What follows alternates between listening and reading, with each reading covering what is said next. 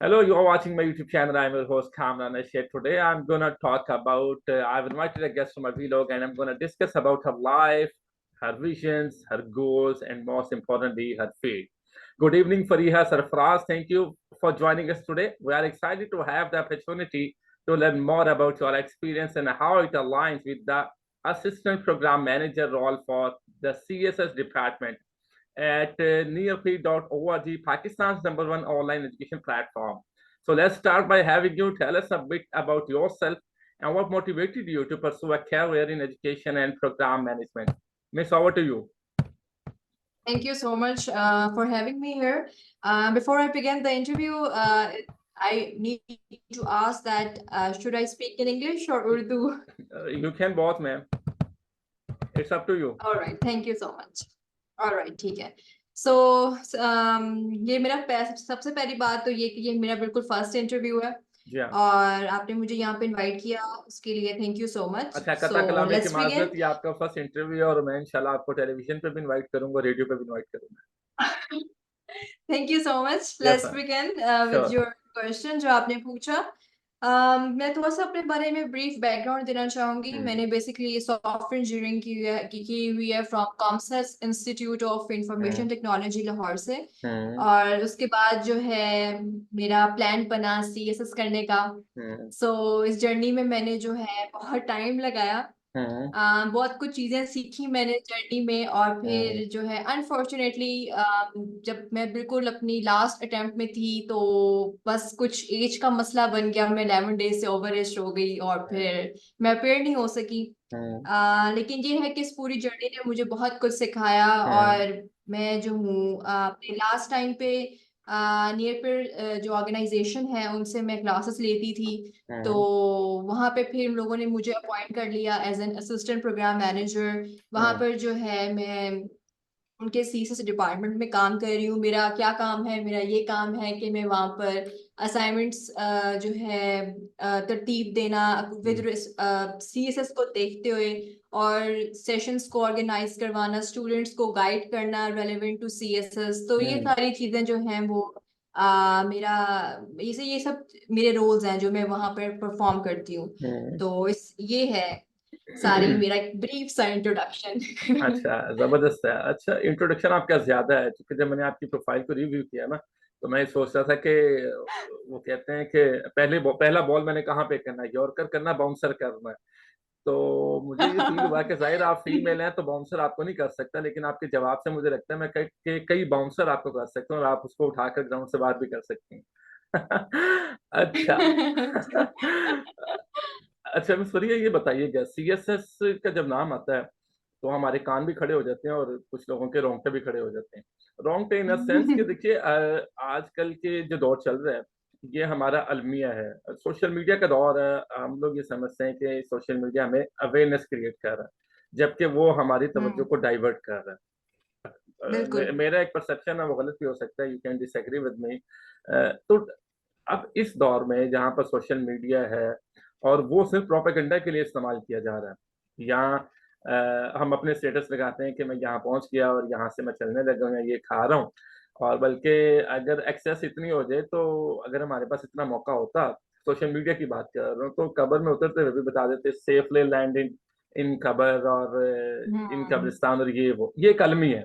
ठीक है, हम इसको, इसका यूज कुछ बिल्कुल. और था लेकिन इसको इस्तेमाल किसी और वजह से किया जा रहा है. तो अब इस तरह के जो लोग हैं उनको आप कैसे एडजस्ट कर सकते हैं? पहले मैं एजुकेशन की बात करूंगा, फिर उसके बाद फर्दरली मैं सीएसएस पे आऊंगा. ये भी एक चैलेंज है. जी जी बिल्कुल ऐसे ही है. मैं खुद ये चीज बहुत ज्यादा ऑब्जर्व कर रही हूँ कि हमने सोशल मीडिया को जो है जिस पर्पस के लिए आई थिंक ये बनाया गया था उस पर्पस से थोड़ा हम हट गए हैं. यानी हम जो है सुपरफिशियल चीजों की तरफ हम ज्यादा चले गए हैं. मतलब अपने आप को शो ऑफ करना और मतलब वो कहते हैं ना कि एक्सटर्नल वैलिडेशन हासिल करना ये हम लोगों के लिए जो है ना मस्ट हो गया थ्रू सोशल मीडिया. लेकिन अगर आप 21 lessons for 21st century by Yuval Noah Harari की अगर आप बुक पढ़ें तो उसमें जो फाउंडर हैं फेसबुक के मार्क जकरबर्ग उन्होंने इस चीज को मद्देनजर रखते हुए फेसबुक को बनाया था कि हम लोग जो लोग आइसोलेशन का शिकार हैं उनको एक कम्युनिटी प्रोवाइड की जाए थ्रू सोशल मीडिया, जिसमें लोग एक दूसरे के साथ टॉपिक्स पर इंटरेक्ट करें और लोगों को वो लोनलीनेस फील ना हो। लेकिन अनफॉर्चुनेटली हमने सोशल मीडिया को इस तरीके से हमने इसको यूज करते हैं कि लोग अपनी इंडिविजुअल लाइफ्स में दूसरों को देखकर जब वो कंपैरिजन करते हैं तो वो ज्यादा लोनलीनेस फील करते हैं। उनको लगता है कि वो पीछे रह गए हैं और इर्द गिर्द के जितने भी लोग हैं वो आगे निकल गए हैं। तो बात सारी ये है कि माइंडसेट की बात है कि हम सोशल मीडिया को यूज किस पॉइंट ऑफ व्यू से करते हैं। और ये कुछ सब लोग ऐसा क्यों है, ऐसा क्यों है कि अगर मेरे अंदर कोई अल्लाह ताला ने कुछ सलाहियत रखी है तो मुझे हम्म उसको खुद बताना पड़ेगा कि जी फरिया साहब ये मेरे में सलाहियत है। देखिए एक और भी तो, अब 100 बंदे बैठे हैं और मैं आकर अपना हम्म तारुफ करवा रहा हूँ और बार बार करवा रहा हूँ और मैं कोई बात या मौजूद ऐसा छेड़ रहा हूँ कि वो बात मुझ तक ही आ जाए, आप समझ गई। तो ये तारीफ लेने से तो हम्म बेहतर ये है ना कि कोई तीसरा बंदा कहे कि यार फलां कामरान का एक प्रोग्राम था, उसमें उसका कंटेंट ये था, क्या ज्यादा अच्छा कौन सा है, एक बात। तो दूसरी बात ये कि आपकी एक सेल्फ इनर भी तो होता है ना, जिसमें जो आपको बता रहा होता है कि आप गैदर कर रहे हैं लोगों को कि लोग आपकी तारीफ करें। ये मेरा नहीं ख्याल कि ये हेल्पफुल रहती है, बल्कि ये तो बीमारी है। बिल्कुल ऐसे ही है। क्योंकि हम देखिए कोई तीसरा आपने बिल्कुल ठीक बात की कि कोई तीसरा बंदा अगर कोई आपके बारे में रिव्यू दे रहा है तो वो बात और है। लेकिन जब आप अपनी तारीफ खुद ही कर रहे हैं, इवन मैंने देखा है अनफॉर्चुनेटली ये जो एक हमारा एक इन्फ्लुएंसर कल्चर है उसमें हम लोगों को खुद अपनी पोस्ट भेजते हैं और हम कहते हैं कि जी आप लाइक करें। हम्म, मतलब हम वैलिडेशन लेते हैं दूसरों से। तो वो चीज जो आपने आपने बात की है वो बिल्कुल ठीक है, ऐसे ही चल रहा है, लेकिन ऐसे होना नहीं चाहिए। मैं ये बात कहना चाह रही हूँ कि ऐसे होना नहीं चाहिए। मतलब देखिए सोशल मीडिया एक ऐसी चीज है जिसके फायदे भी हैं नुकसानात भी हैं। मतलब ऐसे कितने इंफॉर्मेटिव ग्रुप्स हैं जो जहाँ पे लोग एडेड होते हैं, अर्निंग कर रहे हैं, फ्रीलांसिंग हो रही है, जैसे अब मेरी और आपकी इंटरेक्शन हो रही है। डेफिनेटली यही अब कहने जब लगा था। जब ये वीडियो जब YouTube पे अपलोड होगी तो हो सकता है कि सुनने वाले लोगों को कोई ना कोई एक अच्छा पॉइंट मिल जाए और वो उसको हम्म, यूटिलाइज करें अपनी लाइफ में। हम्म, हम्म, तो वही बात है कि जैसे एक नाइफ होती है, हम्म, उसके डिसएडवांटेजेस भी हैं और उसके एडवांटेजेस भी हैं, हम्म, डिपेंड्स अपॉन जो कि आप उसको किस तरह से यूज करते हैं। हम्म। तो यही हाल जो है वो सोशल मीडिया का है। लेकिन तो वैसे वही इसकी एक एज ब्रैकेट भी तो है ना। देखें जब बच्चा छोटा होता है तो आप उसको नाइफ के पास या आप उसको किचन में भी जाने नहीं देते, ठीक है ना, कि वो जी जी नाइफ ऐसे का ही है। गलत इस्तेमाल करेगा। लेकिन हम्म अनफॉर्चुनेटली अनफॉर्चुनेटली हमारे यहाँ एक क्लिक क्लिक के ऊपर सब कुछ मौजूद है। और जो ज्यादा तादाद है वो चूंकि आप 15 से लेकर 24 तक की देख लें, वो उसको इस्तेमाल कर रहे हैं हम्म और उसमें कोई प्रोडक्टिव काम नहीं है। कोई अपनी लैंग्वेज स्किल्स पे काम नहीं कर रहा है, कोई कॉन्फिडेंस स्किल्स पे काम नहीं कर रहा, किसी को कोई बॉडी लैंग्वेज स्किल्स पे कोई काम नहीं हो रहा। वो टिकटॉक पे है, ठीक है, और वो टिकटॉक के ऊपर क्या कर रहे हैं, वो फन कर रहे हैं। अब वो जो स्टडी में जब आप उसकी हम्म क्लास का विजिट करते हैं तो वो पेरेंट्स मीटिंग होती है, वो कहते हैं बच्चा पढ़ नहीं रहा, वो कहते हैं बच्चा तो 24 घंटे कमरे में मौजूद है, बुक्स उसके पास है जिससे आपके पीछे पड़ी हैं। लेकिन बात यह है कि उसकी हम्म एज ब्रैकेट के अंदर हमने उसको अलग कमरे में किताबें देके क्यों भेज दिया। उसके पास सेलफोन भी है। हम्म उसका दूसरा बिल्कुल अलमिया ऐसे। ये है कि हमारे यहाँ रिसर्च नहीं है। रिसर्च डेवलपमेंट हमारे हम्म पाकिस्तान में भी नहीं है। अब बाहर आपको डिग्री मिल ही नहीं सकती जब तक आप 2 साल हम्म रिसर्च एंड डेवलपमेंट में ना लगाएं, अमेरिका में या कनाडा में या यूएस में, राइट, यूके में, सॉरी। तो द थिंग इज, अब हमने बच्चे को कमरे में भेज दिया, उसके पास 2 बुक्स हैं और एक सेलफोन है, और हमारे जो टीचर हैं उन्होंने ये कहा कि आपने रिसर्च करनी है चैट जीपीटी से या गूगल से या यूट्यूब से। अब वो क्या करेगा। हम्म सॉरी मैं ज्यादा हम्म बोल देता हूँ, मेरे पास सवाल बहुत है, नहीं आपकी नहीं नहीं कोई मौजूदगी का बात नहीं। फायदा उठा रहा हूँ। नहीं देखिए मेरी बात सुने, जो आपने बात की है वो ये है कि वो हमारा माइंडसेट इस तरह का है। मतलब जैसे मैंने जैसे मेरा एक इंस्टाग्राम का अकाउंट है और वहां पर मैं मोस्टली जो कंटेंट है वो अपनी फील्ड से रेलेवेंट शेयर कर रही होती हूँ कि कैसे लोग जो हैं वो वेब डेवलपमेंट की तरफ आ सकते हैं या उन्हें कौन कौन सी ऐसी चीजें हैं जो उनको फुलफिल करनी चाहिए कि वो इस ट्रैक पर चलें। तो मैं ये बात देख रही थी कि इंडियन इन्फ्लुएंसर्स में वो भी सोशल मीडिया यूज कर रहे हैं। तो उनका कंटेंट इतना जबरदस्त होता है कि वो ऐसी इंफॉर्मेटिव किस्म की वो रील्स शेयर कर रहे होते हैं जिसका कोई अंदाजा नहीं। लेकिन हम लेकिन उनकी जब हम साड़ियाँ और ज्वेलरी को फॉलो कर रहे हो। हाँ, लेकिन जब हम मतलब वहां पे हमें वैरायटी नजर आती है कि हाँ, अगर वहां पर हमें बॉलीवुड का एक कंटेंट नजर आता है तो हम्म, इट मीन्स कि वो दूसरी चीजों को भी इक्वली जो है वो पॉलिश कर रहे हैं ऑन हम्म, सोशल मीडिया। हम्म, लेकिन हमारे यहाँ हम पाकिस्तानियों का मसला ये कि हम सिर्फ एक चीज के पीछे जो है ना हम पड़ जाते हैं। फर्ज करें अब हमारा एक माइंडसेट है कि हमने लोगों को शो करना है कि हम 1 मिनट में कितने कपड़े चेंज करके दिखा सकते हैं, हाँ जी, ट्रांजिशंस जो हाँ होती हैं। जी। तो अब फिर देखा-देखी जो है सब लोग उस ट्रेंड को फ़ॉलो करते हैं और फिर वो एक पूरा एक पाकिस्तान का एक नेशनल काम बन जाता है। तो हमारे यहाँ ना वो डाइवर्सिटी नहीं है। मतलब हम शॉर्टकट्स को अपनाते हैं, मतलब कि बिल्कुल। हम कोई कोई चीज़ जो है, कोई फ़ेम है, कोई अर्निंग है, हम वो शॉर्टकट फ़ॉर्म में ना हम अपना लें। तो हुँ, आई थिंक कि हमने जो है वो हम देखते हैं कि एक बंदा किसी चीज़ से मशहूर हुआ है, तो हम वही काम करना शुरू कर देंगे। हुँ, मतलब अब जैसे हम देखते हैं कि अभी बच्चों में भी एक ट्रेंड राइज हुआ, मतलब हम अभी रिसेंटली आपको पता है वो एक शराज़ी जो बच्चा है उसको बुलाया हुँ। गया रमज़ान हाँ जी, ट्रांसमिशन हाँ में। जी, बिल्कुल। अब उसने मतलब कोई वो एजुकेशन में नहीं, मतलब जस्ट हुँ, वो एक वीलॉगिंग करता है, उससे वो हुँ, मशहूर हो गया, हुँ। अच्छी-अच्छी बातें करता है, उससे वो बच्चा मशहूर हो गया। हालाँकि वो मुझे अख्तर लावा लेकिन याद अगर आ आप गया। हाँ, लेकिन अगर आप उसको दूसरे एस्पेक्ट में देखें, हाँ, तो वो कहीं न कहीं अपनी वीडियोज़ में ये भी बता रहा होता है कि गिलगित-बाल्टिस्तान में क्या मसले-मसाइल हैं, हुँ, मतलब यहाँ पे इंटरनेट नहीं है, मतलब वो हुँ, चीज़ भी हाइलाइट हो रही है। लेकिन हुँ, कहने का मकसद ये है कि अगर वो ऐसे कंटेंट ना बनाता, तो क्या वो हुँ, मशहूर होता? अब वो हुँ, उसके आई वाज़ हियरिंग कि कोई 1 मिलियन सब्सक्राइबर्स हुँ, उसके यूट्यूब हुँ, पर होंगे। हुँ, तो हुँ, फिर उसको रमज़ान ट्रांसमिशन में बुलाया जाता है, उससे हुँ। बातचीत की जाती है। तो वही बात आ गई कि हम इस तरीके से हम मशहूर हो रहे हैं। अच्छा फ़रिया और साहब, बाकी मैं आपकी फ़ेसबुक देख रहा था और मैं अपनी भी फ़ेसबुक जी, जी। देख रहा था। तो बल्कि मैं जी, अपना जी। फ़ेस भी देख रहा था जब मैंने आपको इंटरव्यू के लिए बुलाया। अच्छा, सीन ये है कि आपकी फ़ेसबुक के ऊपर एक लिमिटेड सा सर्कल है, ठीक है? मैंने जब आपकी प्रोफ़ाइल को विज़िट किया, तो मैंने आपको इंटरव्यू के लिए सोचा, फिर मैंने क्वेश्चन्स बनाए। उसकी वजह ये थी कि मैंने ये ऑब्ज़र्व किया कि आपके अंदर पोटेंशियल है। ये हम लाइक्स और फॉलोवर्स के पीछे क्यों भागते हैं? जिसको घर कोई लाइक नहीं कर रहा होता, उसकी बाहर लाइक्स होते हैं, 10,000 लाइक्स हैं जी। अच्छा, उसको घर कोई लाइक नहीं कर रहा होता।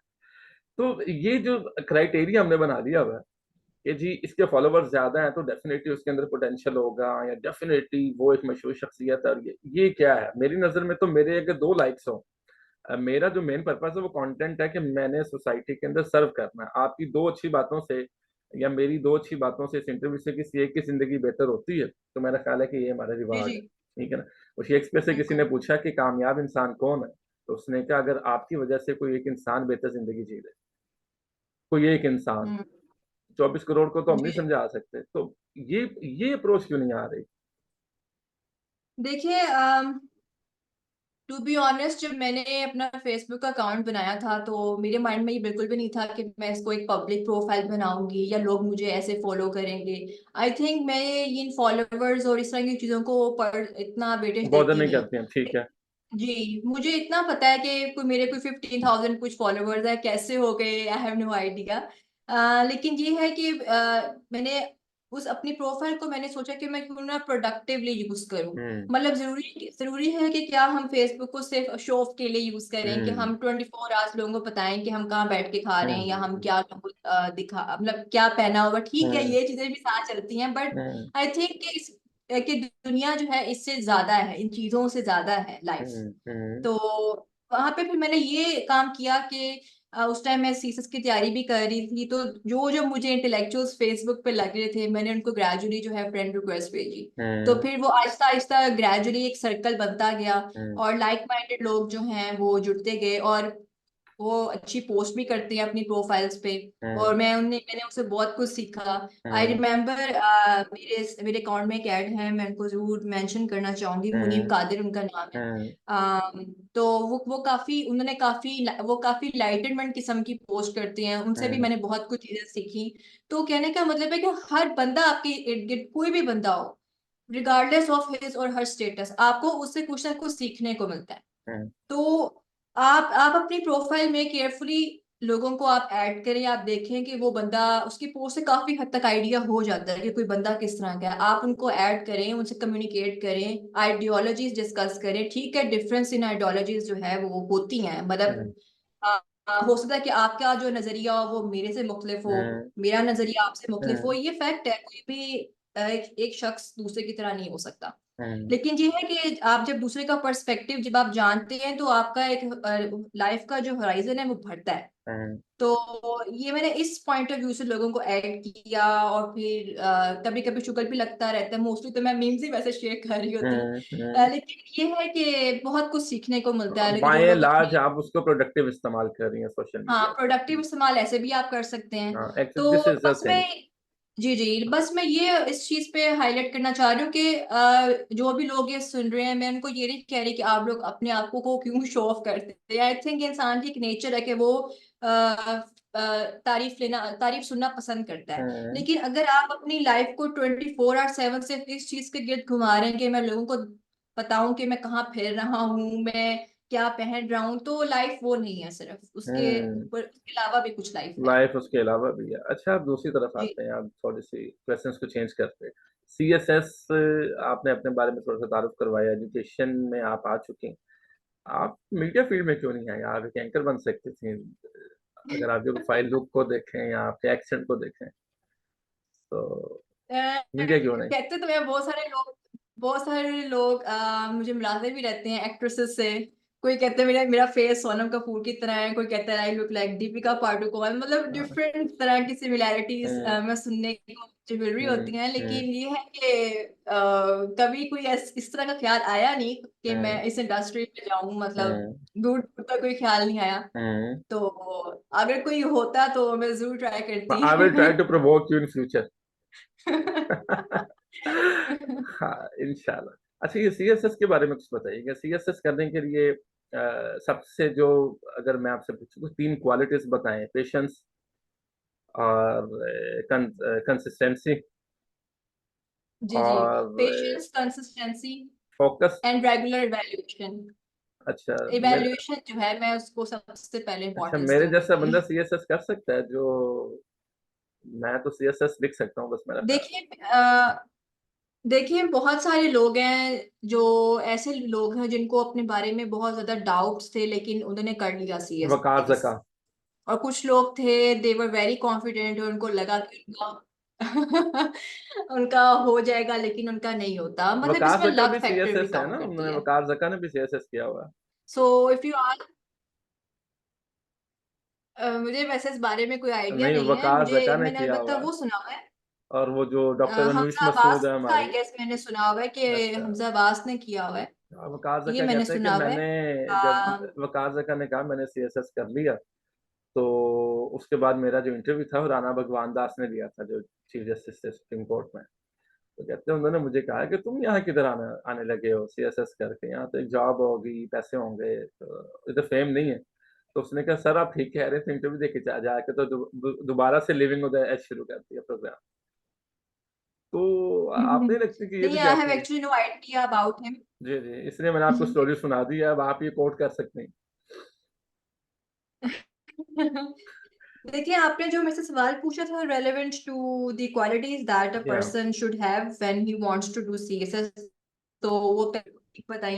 हम्म, अम, मैं ये ऐड करना चाहूंगी कि सीएस में एक तो आपका डिसिप्लिन मैटर करता है कि हम्म, आप रोज का काम रोज करें। ये नहीं कि आप पाइल अप कर रहे हैं, मतलब स्टूडेंट्स कुछ होते हैं वो 15 डेज जो है वो रेगुलरली तैयारी कर रहे होते हैं, उसके हम्म। बाद 15 उसके अगले 15 दिन उनसे पढ़ा नहीं जाता, वो कहते हैं हम ब्रेक ले लेंगे।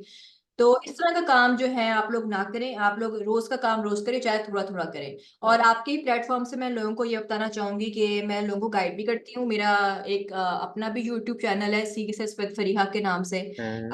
और मेरा एक व्हाट्सएप ग्रुप है, वहां पर जो है स्टूडेंट्स जो है मेरे पास कोई तकरीबन अभी 450 के करीब होंगे स्टूडेंट्स। तो उनको भी मैं एक तरह से फ्री ऑफ कॉस्ट गाइडेंस देती हूँ कि अच्छा, जो free of basic cost level के देते जो हैं क्वेश्चंस। आप? सिर्फ वो लोग जो सीएसएस करना जी चाह जी रहे हैं?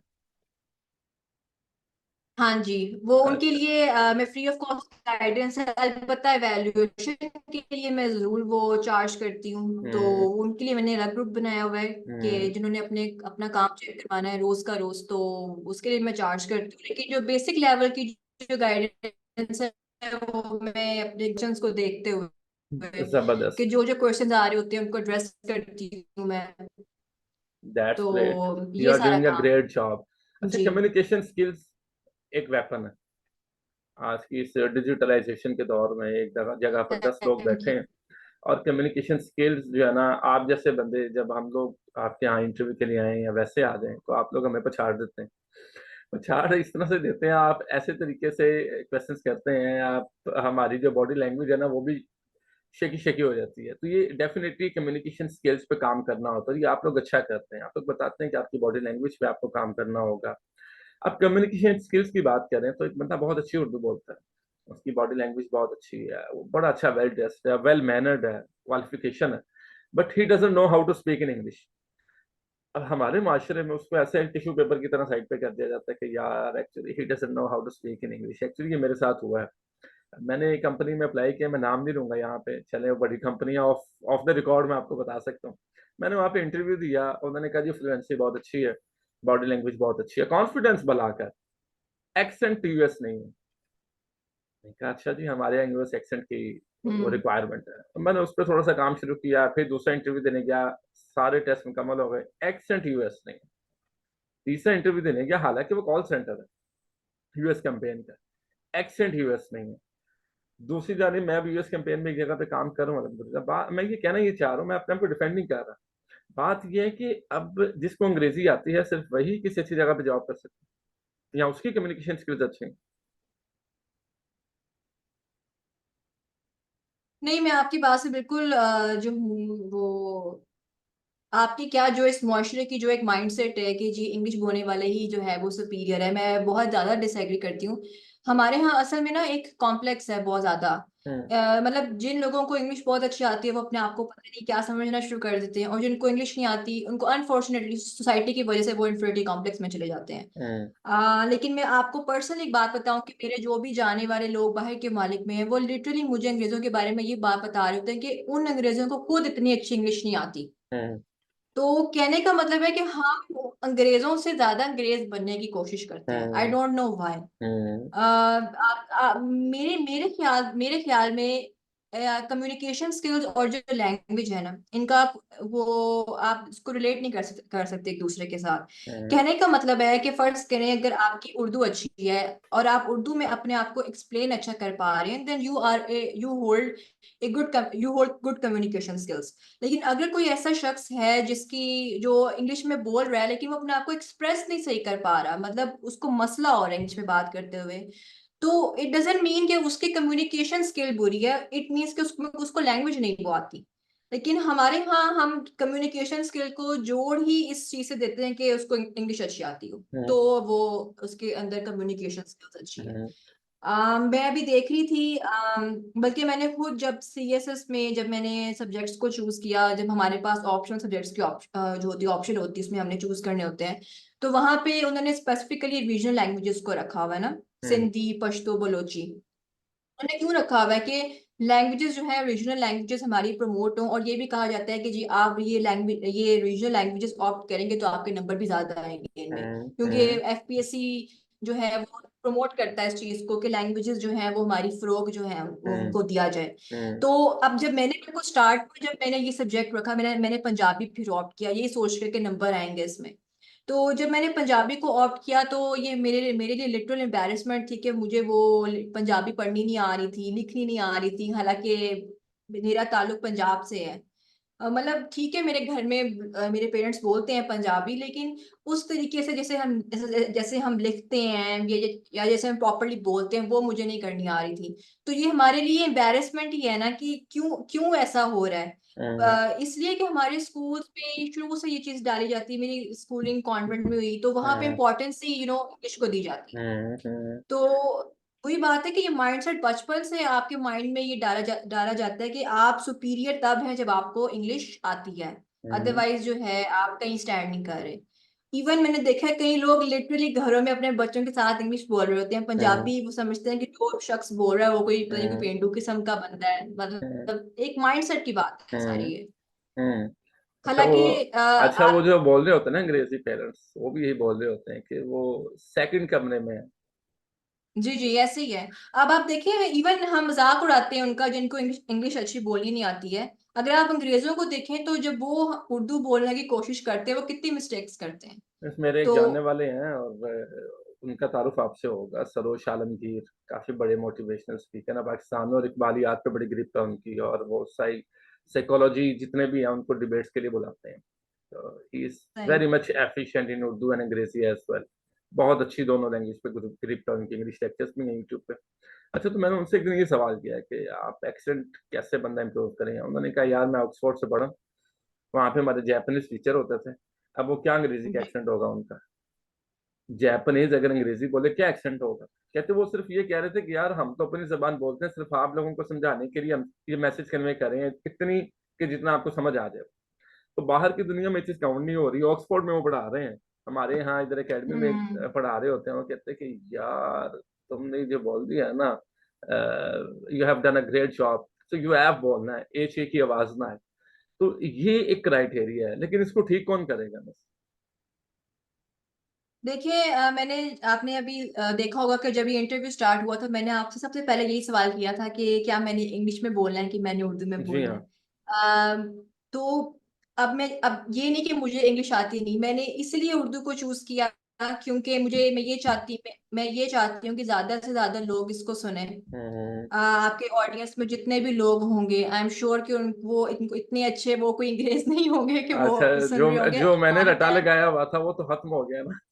हमारी तरह के अच्छा। हमारी तरह के जो आम लोग हैं वही सुन रहे हम्म। होंगे, तो उन तक पैगाम पहुंचे, इसलिए मैं ये मीडियम यूज कर रही हूँ। हम्म। अच्छा, अब ये जो आपने बात की कि कैसे खत्म होगा, वही बात आ गई कि ये स्टार्ट आपके स्कूल से होगा। हम्म। जहाँ पे बिल्कुल बेसिक लेवल की तालीम जहाँ से स्टार्ट होती है। आई बिलीव कि अगर मेरे स्कूल में जहाँ इंग्लिश पे इतनी अहमियत दी जाती थी वहाँ पंजाबी में भी दी जाती, पंजाबी को भी दी जाती, उर्दू को भी दी जाती, तो ऑब्वियसली मेरा एक माइंडसेट डिफरेंट होता। हम्म। मुझे सीएसएस में जब मैंने पंजाबी रखी तो मुझे इतनी डिफिकल्टी ना होती, या मैं इसको हम्म। एक बैकवर्ड किस्म की जुबान ना समझ रही होती। हम्म। तो वही बात है कि ये स्टार्ट जो है आपके करिकुलम से होगी ये चीज। करिकुलम से होगी, ये बड़ी अच्छी बात की है आपने। लेकिन ये जरूर जी है कि जी आपको बिल्कुल। किसी चीज का शौक है तो आप उसको सीखें। लैंग्वेज आनी चाहिए आपको, स्पेनिश भी आनी चाहिए अगर आपका शौक है, अंग्रेजी भी आनी चाहिए। अब आप सीएसएस की बात कर रही थी, तो अब सवाल एक आ गया, अब ये अटैकिंग क्वेश्चन है कि देखिए आप एक तरफ ये कह रहे हैं कि जाहिर आपने पंजाबी सब्जेक्ट को रखा, सीएसएस भी किया, लेकिन जब आप लेस इंटरव्यू में अपेयर होते हैं तो आपको इंटरव्यू आपको अंग्रेजी में देना पड़ता है। ऐसे ही तो ये भी तो ड्रॉबैक है ना बस जी यहाँ देखिए, पे। आपने जो भी बात की है ना करिकुलम के अलावा, जो आप पूछना चाह रहे हैं कि और हम यहाँ पर इसको हम कैसे फरोग दे सकते हैं, असल में प्रॉब्लम ये है कि सॉरी, एक और बात भी आपने की कि हम खुद भी इसको सीख सकते हैं। असल में प्रॉब्लम ये है कि हमारा जो मेजर जो कंटेंट है ना, अगर हम गूगल वगैरह पे सर्च करते हैं, कोई बच्चा कोई आईटी का है या किसी और फील्ड का है, ठीक है, वो जब कंटेंट सर्च करते हैं ना गूगल पे, तो आपके सामने सारी किताबें सारे रिसर्च आर्टिकल्स इंग्लिश में होते हैं काम जी के। हाँ। जी। मतलब बात ये है कि इन लैंग्वेजेस में कोई काम होगा तो ही स्टूडेंट्स भी इनको जानने की कोशिश करेंगे ना। ठीक है। हमारा जो मेजर जो सारा हमारा रिसर्च वर्क होता है, आप देखते हैं कोई हम बुक खोलते हैं सब कुछ इंग्लिश में है। अब आपने बात की सीएसएस की, सीएसएस का में हमेशा मतलब हर साल ही इस बात पर डिबेट होती है कि जी इंग्लिश इसका मीडियम कन्वर्ट कर दिया जाए ना, मतलब हम जहाँ इंग्लिश में एग्जाम देते हैं हम उर्दू में दें। और ये भी कहा जाता है कि एकदम से पासा जो है ना पलट जाएगा।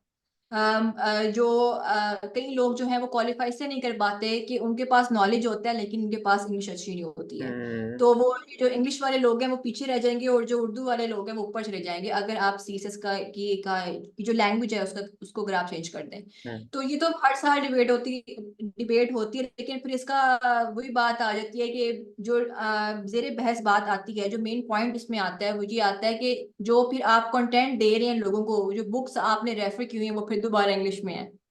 या हम्म। तो ये है ना कि हर चीज पंजाबी में हो जाए, हम्म। आप जेंडर स्टडीज भी पंजाबी में पढ़ रहे हो हम्म। और जेंडर स्टडीज की जो बुक्स हैं वो भी पंजाबी में हो, क्रिमिनोलॉजी की बुक्स भी पंजाबी में हो, वो तो वो है समझ नहीं। नहीं आएंगे, इवन दो अगर हाँ अकाउंटिंग उर्दू में पढ़नी पड़े तो वो समझ नहीं आती।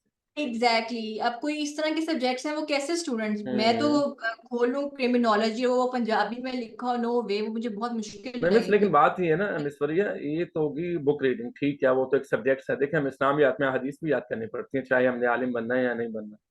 ठीक है, वो फिर आपने मुफ्ती बनना उसका एक अलग कोर्स, आपने डॉक्टर बनना है तो वहां से भी सेपरेशन शुरू हो जाती है, first pre medical pre engineering.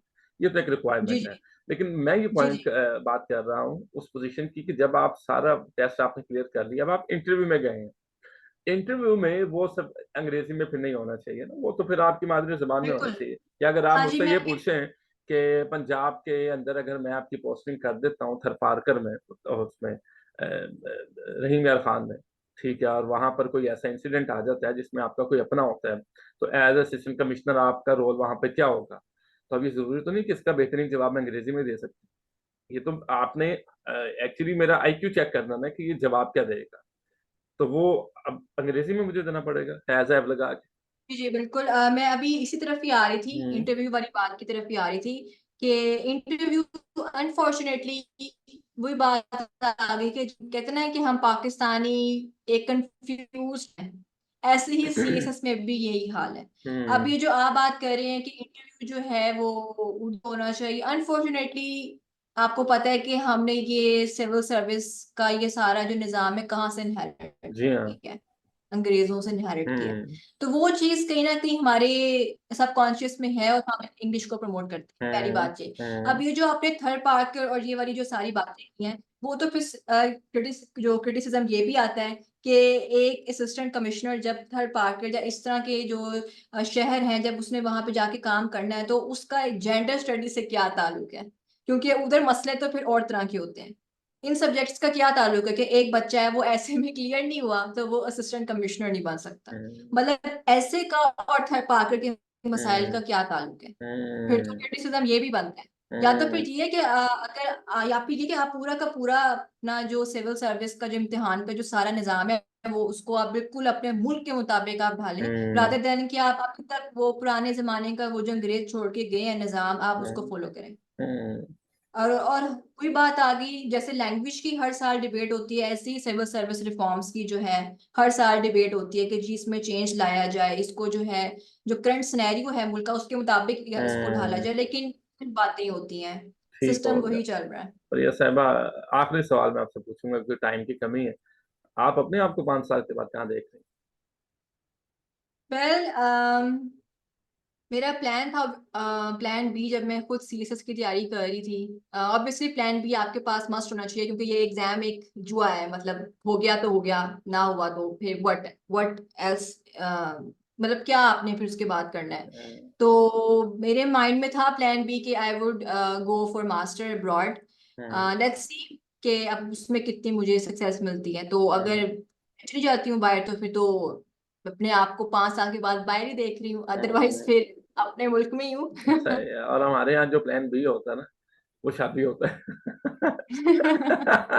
वो कहते हैं यार और हुण बंदा कुछ भी नहीं कर सकता ते ब्याह कर दे।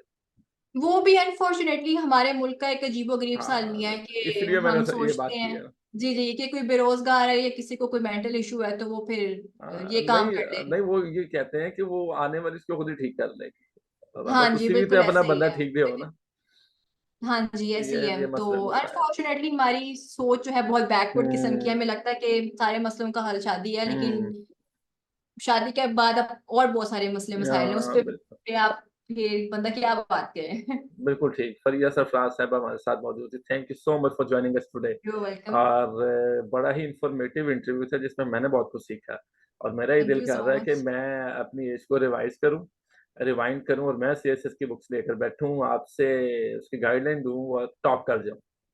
मैंने तो लेकिन ऐसा काफ़ी हो नहीं हद तक सकता। कोशिश मैंने तो काफ़ी हद तक कोशिश की कि मैं इस इंटरव्यू को कैंडिडेट किस्म का रखूँ रादर हुँ। देन कि मैं इसको एक प्रोफेशनल जी, जी। वो एक शक्ल दूँ। हुँ, मतलब बड़ा एक मैंने सिंपल वर्ड्स में अपनी बातों को एक्सप्लेन करूँ ताकि हुँ। किसी को कोई प्रॉब्लम ना हो चीज़ों को बिल्कुल समझने ठीक, में। बिल्कुल ठीक। और इंशाल्लाह ताला कोशिश होगी कि इंशाल्लाह इसकी नेक्स्ट एपिसोड भी करें किसी और टॉपिक के साथ और थैंक यू सो मच। इसको एपिसोड्स में डिवाइड करें ताकि जब आपके पास अवेलेबिलिटी हुआ करेगी, तो सोसाइटी के लिए कुछ काम करें। आप कर रही हैं, मैं भी कर रहा हूँ, तो लेट्स सी आगे क्या होता है। आपका बहुत थैंक यू शुक्रिया सो दोबारा से कि आप रमज़ान के महीने में ज़ाहिर है वेलकम। रोज़ा होता है और उसमें वक़्त निकालना काफ़ी मुश्किल होता है। तो आपका बेहद शुक्रिया। Thank you very much. You are welcome. अल्लाह थैंक हाफ़िज़। यू। अल्लाह हाफ़िज़।